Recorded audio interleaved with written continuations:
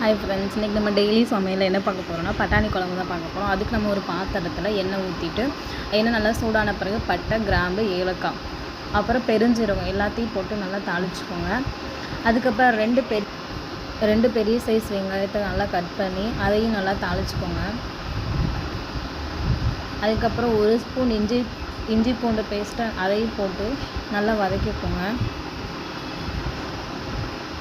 அதுக்கப்புறம் 2 பெரிய சைஸ் தக்காளி பழத்தை எடுத்து அதையும் நல்லா கட் பண்ணி அதையும் சேர்த்து அதோடு வதக்கிக்கோங்க. உங்களுக்கு தேவையான அளவு உப்பு போட்டு நல்லா வதக்கிக்கோங்க. 1 ஸ்பூன் மல்லித்தூள், 1 ஸ்பூன் கரம் மசாலா, 2 ஸ்பூன் குழம்பு மிளகாய் தூள் போட்டு அதையும் சேர்த்து நல்லா மீடியம் ஃப்ளேமில் வச்சு வதக்கிக்கோங்க, இல்லைன்னா தீஞ்சு போயிடும். அதுக்கப்புறம் நம்ம நல்லா வெந்த பிறகு அடுப்பு ஆஃப் பண்ணிவிட்டு ஒரு மிக்ஸி ஜாரில் பல்ஸ் மோடில் நம்ம அரைச்சி எடுத்துக்கலாம் மசாலாவை.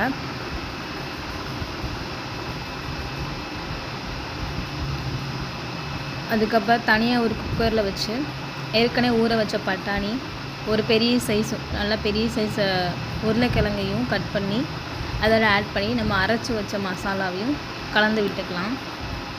உங்களுக்கு தேவையான அளவு தண்ணி ஊற்றிக்கோங்க. எந்த அளவுக்கு தண்ணி தேவையோ அவ்வளோ தண்ணி ஊற்றிக்கோங்க.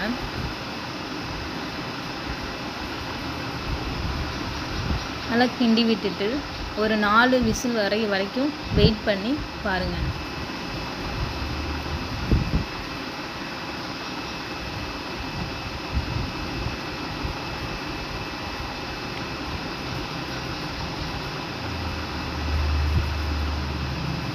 ஆஃப் பண்ணிவிட்டு எடுத்தோம் அப்படின்னா நமக்கு பட்டாணி குழம்பு ரெடி ஆயிரும்.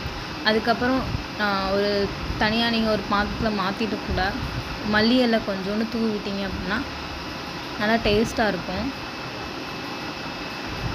இது மாதிரி நிறைய சமையல் வீடியோ போட போகிறோம். உங்களுக்கு இந்த வீடியோ பிடிச்சிருந்துச்சுன்னா லைக் பண்ணி ஷேர் பண்ணுங்கள். தேங்க்யூ.